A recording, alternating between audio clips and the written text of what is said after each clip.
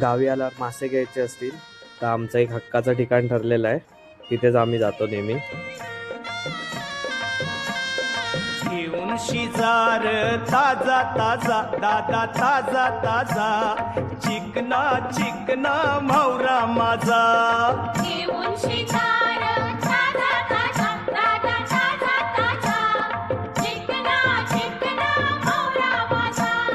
घेऊन शिजार ताजा ताजा दादा ताजा ताजा, चिकना चिकना म्हावरा माझा.